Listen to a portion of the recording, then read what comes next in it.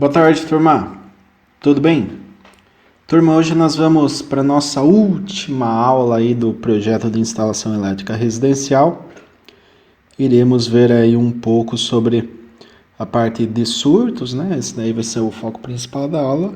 E eu vou fechar a aula aí com o diagrama, né, da nossa residência. Portanto, teremos aí como objetivos para essa aula a conceituação sobre surto na rede elétrica, dispositivo de proteção elétrica contra surtos, função e o princípio de funcionamento desse dispositivo, que é o DPS, né? E, conforme eu disse, nós vamos ter o diagrama unifilar da instalação elétrica do nosso projeto, né, que a gente estudou aí nesses últimos quase 3 meses, né, que a gente está trabalhando aí à distância. Bem, falando um pouco sobre surtos, né? O surto elétrico é uma onda transitória de tensão, corrente ou potência, que tem como característica uma elevada taxa de variação por um período curtíssimo de tempo. Ele se propaga ao longo de sistemas elétricos e pode causar sérios danos aos equipamentos eletroeletrônicos. Então aqui nós temos alguns exemplos, aqui tem uma forma de onda senoidal, né? Positivo, negativo, positivo, e tem-se um surto, um pico instantâneo muito rápido, depois já volta aqui, estabiliza a onda, tá? Mas esse surto é muito elevado e pode causar aí alguns danos, né? Que eu tenho um outro exemplo, né, que demonstra esses surtos ocorrendo várias vezes aí dentro de um período da rede, né? Esse outro sinal aqui onde ocorre surtos, digamos assim, mais simétricos, né? Um surto no negativo, um surto no positivo, mas em apenas um ciclo aqui, depois já estabiliza o sistema. Esses surtos, né, de tensão, eles em geral eles são ocasionados por algum tipo de pulso eletromagnético, alguma interferência eletromagnética. A gente vai ver com mais detalhes aqui na aula de hoje. Muito bem, falando um pouco aí sobre descargas elétricas, né? Os surtos de tensão de origem atmosférica surgem quando um raio atinge um ponto durante uma tempestade, né? Então, o raio ele surge após um acúmulo de cargas negativas, né, em relação à nuvem e positivas em relação à Terra, entre os quais é estabelecido um campo elétrico maior do que a resistência elétrica do ar, permitindo a descarga. Tá? Então aqui nós temos algumas possibilidades, né, que são descargas diretas e indiretas. Nesse caso aqui, as descargas da estrutura ou na proximidade, por exemplo, um raio caindo sobre uma residência ou sobre o solo, né, mas muito próximo à residência. E temos aqui as descargas na linha de energia, né, então cai um raio na linha, um raio muito próximo aqui da linha de energia, né, isso daí pode causar distúrbios, um pulso eletromagnético, né, que geram transitórios no sinal de tensão da rede elétrica, né, isso daí pode ser muito prejudicial, conforme a gente vai ver aqui adiante. Então, nesse slide aqui eu já falo, né, dos efeitos do surto de tensão, e nós temos que, na ocorrência de um surto de tensão, havendo nenhum tipo de proteção na instalação, o surto elétrico pode acabar danificando os equipamentos eletrônicos e até mesmo a rede elétrica. Tá? Podem inclusive causar acidentes caso haja uma pessoa próxima ou segurando um aparelho eletrônico no momento da sobretensão. Aqui eu tenho uma imagem, né? Então existe um surto na rede, né? Um pico elevadíssimo, aqui um pico de 6 kV, né? Seria justamente aquele transitório, né? Tá vindo a onda, depois tem um pico, né? Muito rápido, mas um pico aí de 6 kV. Se não tiver nenhum dispositivo aqui para proteger, esse pico de 6 kV chega aqui no equipamento e provavelmente vai danificá-lo, né? Agora, se tiver um dispositivo aqui em paralelo com esse equipamento, né, que a gente vai estudar aqui na sequência, esse dispositivo ele consegue reduzir aí drasticamente essa amplitude do surto, né? Então aqui nós tínhamos 6 kV em nenhum dispositivo e aqui caiu para 1,4 kV, né? Quase 6 vezes menos do que nós tínhamos aqui em cima. Então esse dispositivo acaba drenando aí uma corrente elétrica elevada que faz com que a tensão aqui em paralelo seja um pouco mais baixa, tá?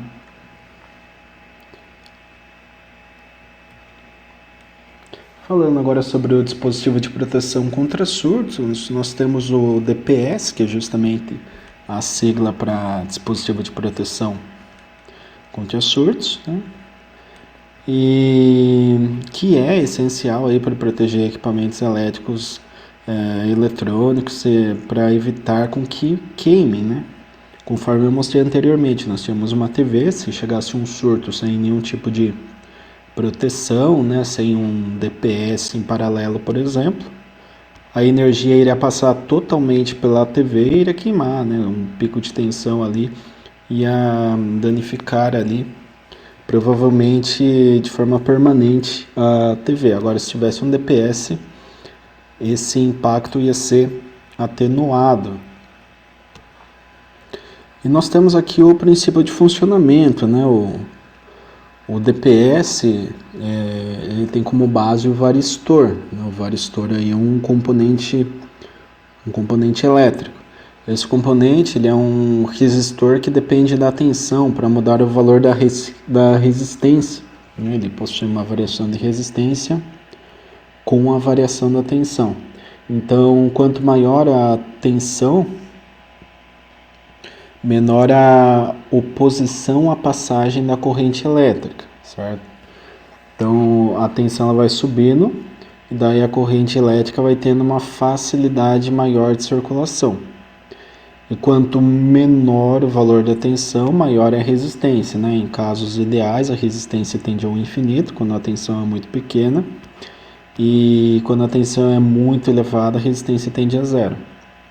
A maior vantagem do varistor é o seu tempo de resposta, que é extremamente rápido. Então, ele pode gerar respostas aí na ordem de picosegundos, microsegundos, aliás, né? Ele é extremamente rápido.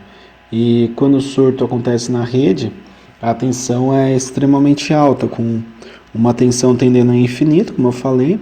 Passando pelo DPS, a sua resistência tende a zero, assim oferecendo um caminho com menor oposição à passagem da corrente elétrica, escoando toda essa energia pelo sistema de aterramento, e desta forma o varistor atua dentro do dispositivo de proteção. Então o DPS, a gente vai ver mais à frente, ele tem ali um encapsulamento e dentro dele nós temos basicamente um varistor, tá? Aqui eu já vou trazer o esquema de ligação, né, do DPS, que ele deve ser conectado aí entre os condutores de alimentação do circuito e o terra, tá? Aquele condutor verde ou verde e amarelo. Essa ligação é feita em paralelo com o circuito de distribuição. Tá, aqui nós temos exemplos, né? A aparência aqui do DPS não tem muito segredo, tá escrito, né? Bem na frente aqui do dispositivo. Até lembra a aparência dele, lembra aí um disjuntor monopolar, né, para uma fase, mas na realidade ele é um dispositivo que deve ser conectado entre fase e terra, tá? Então chega a fase e sai para a terra, ou entre neutro e terra, tá? Conforme a gente vai ver aqui agora. Então, na instalação, o que acontece? Nós temos aqui um sistema com disjuntor, né, o tripolar. Então ele chega aqui às 3 fases, RST, sai as 3 fases, entra aqui no DR, né, o dispositivo residual, que daí deve levar em consideração o neutro, lembrando que o neutro não passa no disjuntor, mas tem que passar pelo DR. E nós temos aqui o barramento de neutro, tá? E o neutro não pode estar conectado ao terra, conforme eu falei também na última aula, nesse ponto, apenas antes do DR ou IDR, né, como queiram aí. E aqui na sequência nós temos os disjuntores monopolares, tá? Então aqui temos, digamos assim, o disjuntor geral, tá? Lá do poste, por exemplo, e aqui nós temos o DR e os disjuntores monopolares para o quadro de distribuição. O DPS ele está exatamente nesse ponto. Ó. Eu pego cada uma das fases, tá? Então RST sai para o DPS e pega um DPS também para o neutro. Tá? Então são 4 DPS conectados entre fase, o neutro e o terra. Tá? Então de um lado é fase ou neutro e do outro lado é sempre terra. Tá? Esse terra aqui ele deve estar num BEP, que é barramento de equipotencialização, porque se eu tenho diversos terras na instalação, eu tenho que equipotencializar, que é basicamente ligar todos os terras num determinado ponto, para que não ocorra essas linhas aqui concêntricas, né, de indução. Então, por exemplo, cai um raio, né, esse raio ele deve ser drenado via DPS para a terra, tá? Independente do terra, se o terra está aqui, se a haste está aqui, se tem uma outra haste aqui, elas devem estar interligadas entre elas. E essa interligação é onde vai estar escoando aí a energia do DPS, porque se cai um raio aqui, por exemplo, eu posso induzir tensão nos condutores internos da minha instalação. Então, se chega aqui uma tensão induzida, ela vai passar aqui pelo disjuntor, mas opa, enquanto um DPS, ela não vai para frente, ela já é escoada aqui para a terra, entendeu? Então chegou o surto por aqui, ele é desviado para a terra e não passa aqui pelo DR, pelos disjuntores, tá? Protegendo aí, portanto, os equipamentos, que vão ser os elementos finais aqui, né? Logo depois dos disjuntores monopolares, teremos aí os equipamentos monofásicos, né? Nesse caso aqui. Então, conforme disse, né, o raio ele pode cair na residência, pode cair do lado da residência, pode cair na rede, do lado da rede, e quando cai o raio, daí nós temos uma indução. Essa indução, que é um pulso eletromagnético, para que não chegue nos equipamentos, nós colocamos o DPS aí em paralelo com o circuito para a proteção dos mesmos, né? E daí ele vai estar drenando toda essa energia para a Terra, já que não é uma energia útil, né? Na verdade é uma energia espura, indesejada no sistema, que ela deve ser drenada aí para a Terra. Muito bem, agora sim, falando do diagrama unifilar, né? Que o diagrama completo de uma instalação aí de baixa tensão, nós temos que o diagrama unifilar de uma instalação elétrica de baixa, média ou alta tensão, né, que daí se utiliza para os diversos níveis de tensão, é o meio mais simples de se representar as características gerais de uma instalação elétrica, tá? Então aqui eu coloquei exemplos genéricos, tá? Perceba que nesse caso aqui nós temos vários circuitos, né? O circuito 1, 2, 3, 4, 5, 6, 7, 8, 9, até 14. Temos 14 circuitos, né? Tem iluminação, tomada de uso geral, tomada de uso específico aqui, deve ser chuveiro, né? Então nós temos aqui o sistema monofásico, né? Que é o monofásico com terra, nós temos o sistema bifásico, nós temos o sistema de alimentação e essa parte aqui que é a proteção, né? Então são os disjuntores. Aqui eu tenho um tripolar, porque a instalação é trifásica. E aqui eu tenho monopolar, bipolar, né? Outro bipolar aqui. Nós temos um disjuntor para cada um dos circuitos, tá? Então nosso esqueminha lá da nossa planta vai ser muito mais próximo a esse aqui do que esse, tá? Esse daqui é um esqueminha um pouco mais completo, tal. Eu tinha um esquema bem similar de um projeto que eu fiz, né, no AutoCAD, mas tive problema aqui no software, não consegui abrir para montar, trazer aqui para aula, né? Mas peguei esse exemplo aqui na internet, achei bem similar ao que eu tinha, né? Então aqui é uma outra forma, né, de fazer o diagrama unifilar, que não sendo esse daqui, né? Esse daqui é meio lateralizado, esse daqui é mais verticalizado, então nós temos os barramentos aqui e temos as conexões, né? Daí sim lateralizadas. Tanto o motor de portão aqui, um chuveiro de suíte e tal, perceba aqui, ó, disjuntor bipolar, disjuntor tripolar, né? Que é para um motor trifásico. Aqui nós temos outro bipolar, vamos ver aqui, ó, monopolar, monopolar, monopolar. Ou seja, aqui é uma instalação grande, né? Inclusive temos aqui, ó, o DPS, tá vendo? Então o DPS aqui ele chega com cabo de 4 milímetros, a saída também para o barramento de potencialização, né? Com o condutor de proteção elétrica aqui. Então, justamente aqui para proteger, né? E do lado esquerdo nós temos o neutro, que também é acoplado ao DR, né? Perceba que aqui nós temos um DR tetrapolar, né? Porque ele já contempla aqui todas as fases, a RST mais neutro.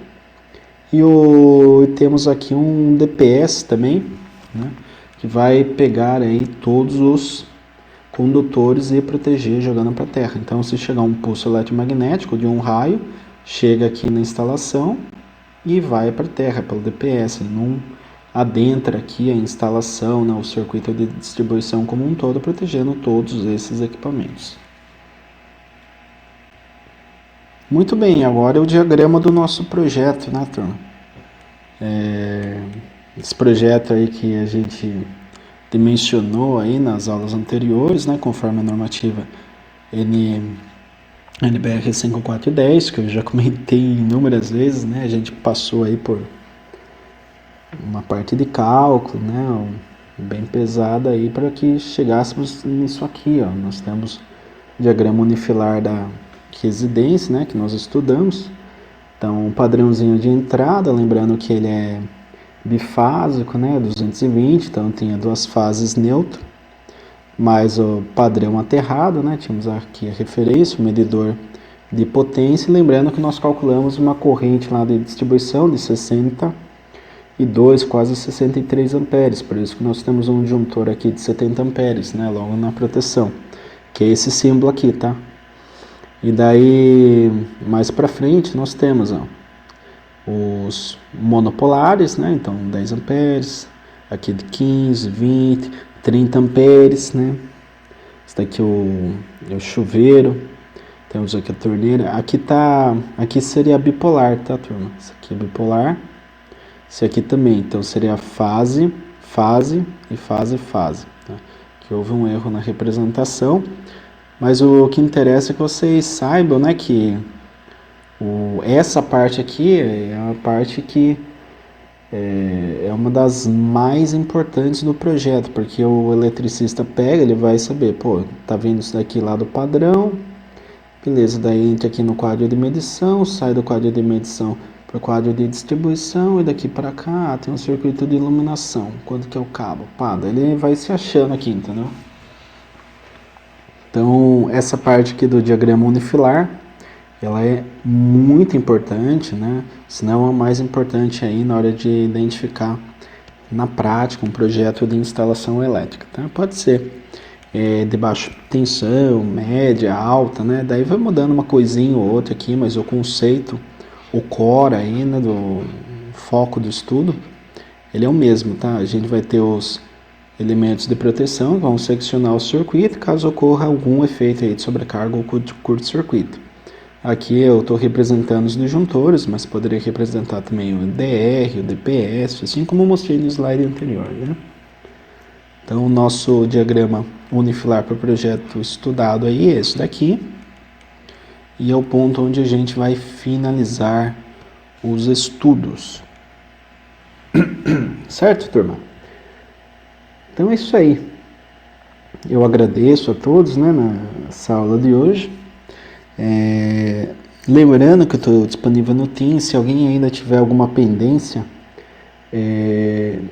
entre em contato hoje, tá? Porque é o último dia, então eu preciso que vocês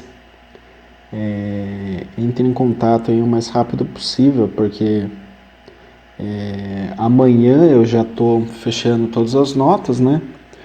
Então, quem tiver alguma pendência tem que resolver no dia de hoje, senão não vai ficar sem menção, né? Se perder uma ou duas atividades, vai ficar em branco, infelizmente, porque